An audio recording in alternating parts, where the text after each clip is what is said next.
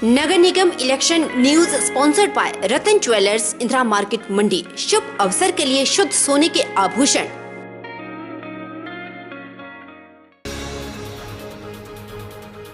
बद्दी नगर परिषद में तहबाजारी के ठेके को लेकर मचा बवाल थमने का नाम नहीं ले रहा है। कांग्रेस के पूर्व विधायक और वार्ड 9 के कांग्रेस पार्षद द्वारा नगर परिषद बद्दी पर ठेकों के धांधली और अनियमितताओं के बाद शहरी भाजपा ने दून के चौधरी परिवार पर जमकर हमला बोला है। बद्दी में पत्रकारों को संबोधित करते हुए शहरी भाजपा प्रधान व पार्षद तरसेम चौधरी, नगर परिषद के वाइस चेयरमैन मान सिंह मेहता, जिला महामंत्री भाजीमो संजीव संजू ने कहा कि दून के पूर्व विधायक राम कुमार चौधरी को सत्ता से बाहर हुए 3.5 साल से ज्यादा हो चुके हैं, लेकिन अभी भी वह अपने आप को विधायक ही समझते हैं, जो कि उनकी नादानी और बौखलाहट को दर्शाता है। भाजपा नेताओं ने कहा कि राम कुमार ने नगर परिषद का घेराव करके अपनी फजीहत ही करवाई है, क्योंकि यह घेराव विकास को न लेकर ठेके लेने को लेकर थी। उनकी अधिकारियों को डराने धमकाने की आदत अभी गई नहीं है। अब न वो विधायक हैं और न ही उनके पास नगर परिषद की सत्ता है, और वह जनहित में मुद्दे उठाने की बजाय अब नगर परिषद पर अनाप शनाप आरोप लगा रहे हैं। भाजपा नेताओं ने कहा कि धांधलियां तो नगर परिषद में कांग्रेस के समय में होते थे और विजिलेंस में केस भी दर्ज हुए थे, और अब तो यहां पर पारदर्शिता आई है और लोगों के काम धड़ाधड़ हो रहे हैं। पावर यूज़ कर रहा हूं तो मैं कभी भी चेयरमैन की पावर यूज़ नहीं कर रहा हूं। उसने मेरे ऊपर आरोप लगाया कि इसकी किताबों की दुकान थी, तो क्या ये अपनी एसटीडी पीसीओ भूल गए? मैं इनको याद कराना चाहता हूं कि जी मेरी किताबों की दुकान थी, आप भी पीसीओ चलाते थे, आप कोई बहुत अंबानी के लड़के नहीं थे। तो अब जो भी है बात, अपनी जो व्यवहार है या जो अपनी बातचीत है वो सभ्य तरीके से करें। इन्होंने मेरे को आकर कमेटी में बोला कि जी इसको गाड़ी से बांध कर घसीटो। ये शब्द मेरे ख्याल में शोभा नहीं देते, और ये मतलब इसकी जो मेरे ख्याल में हर बंदे को निंदा करनी चाहिए। सर ऐसे है कि पूर्व विधायक की तो बुखलाहट में है, वो कुछ ना कुछ बहाना लेकर नगर परिषद में आना चाहते हैं, तो अब तो वो मुश्किल है। रही बात टेंडर की, तो टेंडर जो पूरी पारदर्शिता से हुआ है। पहले जो ऑनलाइन टेंडर था वो 35 लाख की उसकी बिल लगाई थी, ऑनलाइन टेंडर था, वो किसी कारणों से कैंसिल हुआ। दोबारा हमने जो टेंडर ये ओपन बिल लगाई है, ये इसकी जो मिनिमम प्राइस रखा था वो 40 लाख रखा था। उसके बाद में हमने 2-3 अखबारों में भी इसकी नोटिफिकेशन दी थी, खबर लगी है। हिमाचल 4 लेन लोक बॉडी की बैठक प्रांत अध्यक्ष राजेश पठानी की अध्यक्षता में नागनी में हुई। बैठक में 4 लेन परियोजना पर हाल ही में हुए घटनाक्रम पर गहन चर्चा हुई। राजेश पठानी ने कहा कि स्थानीय विधायक एवं मंत्री जनता को लगातार गुमराह कर रहे हैं। उनका कहना है कि वह इसकी चौड़ाई कम करने जा रहे हैं। अगर नहीं की तो वह चुनाव नहीं लड़ेंगे, और अगर सही मुआवजा जनता को नहीं मिला तो वह अपने पद और मंत्रिमंडल से त्याग पत्र दे देंगे। हिमाचल 4 लेन लोक बॉडी प्रांत अध्यक्ष राजेश पठानिया ने कहा कि वन मंत्री को तथ्यों की सही जानकारी न होने के कारण लोगों में लगातार भ्रम फैलता जा रहा है।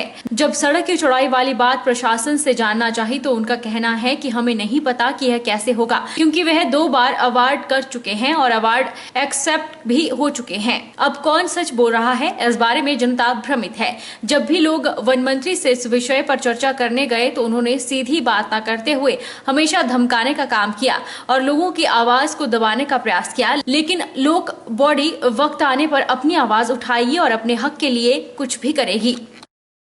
और पिछले दिनों जो मंत्री जी ने बड़ा जोर देके अखबारों के माध्यम से पता चला कि वो इसकी चौड़ाई कम करने जा रहे हैं, अन्यथा वो चुनाव नहीं लड़ेंगे।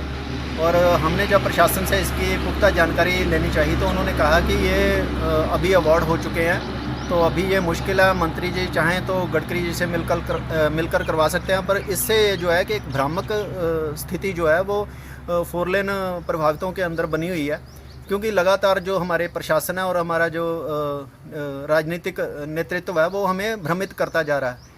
और इसके लिए हमने जो पीछे लगातार जो संघर्ष किया उसके विषय पे ओपोजिशन जो है, जो माननीय पूर्व विधायक कांग्रेस के अजय महाजन जी, उन्होंने पीछे बैठक करके जो 4 लेन के समर्थन में जो उन्होंने एक प्रेस वार्ता करी, हम उसका स्वागत करते हैं। लोक बॉडी उसका तहे दिल से स्वागत करती है। और उन्होंने जो सत्याग्रह के लिए बोला और हम उसके लिए तन मन धन से तैयार हैं। जब भी ये मौका मिलेगा हम लोग बहुत जल्द इसके ऊपर एक बड़ा सत्याग्रह छेड़ेंगे और यह तब तक चलेगा जब तक कि हमें न्याय नहीं मिल जाता। और हमारी सरकार से फिर से निवेदन है कि कृपया हमें लोगों को भ्रमित करना छोड़े और लोगों की समस्या को समझे और अपनी संवेदनहीनता त्याग कर हमारे लिए कुछ सोचे, क्योंकि 4000 लोग 4000 परिवार जो हैं वो बर्बादी के कगार पे पहुंचे हुए हैं। और आप लोग 3-3 बार इसकी जो नोटिफिकेशन कर करके हमें जो भ्रम फैलाने का जो कार्य है वो बंद करें। और इसके लिए जो लोक बॉडी है वो अजय महाजन जी के साथ मिलकर एक बड़ा सत्याग्रह छेड़ने जा रही है और उसकी जिम्मेदारी जो है वो सरकार की और प्रशासन की होगी। करसोग की ग्राम पंचायत शाहौट में आज कोरोना वैक्सीनेशन किया गया, जिसमें 60 वर्ष से ऊपर के बुजुर्गों को वैक्सीन दी गई। इस दौरान लगभग 166 लोगों का टीकाकरण हुआ। लोगों ने प्रशासन और सरकार का शुक्रिया अदा किया। ये जो पंचायत है ये बैकवर्ड पंचायत है।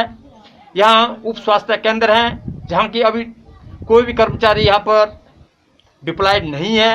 और पिछली बारी हमारे कुछ सीनियर सिटीजन को यहाँ से स्वास्थ्य केंद्र सेरी पहुंचना पड़ा, जो कि यहाँ से तकरीबन 35 किलोमीटर दूर है। और आज जो कोविड-19 का फर्स्ट इंजेक्शन जो है इन्होंने जो खुराक दी है सीनियर सिटीजन को, हम इसके लिए बहुत प्रशासन के, एडमिनिस्ट्रेशन के, हिमाचल सरकार के बहुत धन्यवादी हैं। वैक्सीन की बात यह है कि मैं खुद जो है डायबिटीज 2 हूँ, हाइपरटेंशन हूँ और मुझे जो है अभी इंजेक्शन लगे हुए 1 घंटा हो गया हुआ है। Now I am feeling so quite well. और जो बाकी भी मैं देख रहा हूँ यहाँ मेरे साथी जो बुजुर्ग आदमी हैं जिनसे मैं बात की है, सब जो है स्वस्थ हैं।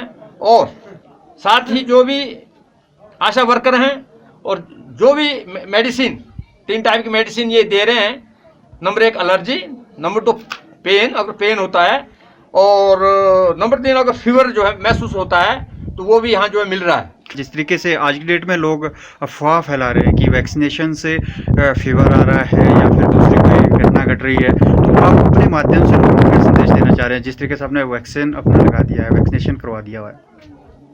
मेरा लोगों से यही अनुरोध है कि इस वैक्सीनेशन से कोई भी किसी को साइड इफेक्ट होने वाला नहीं है।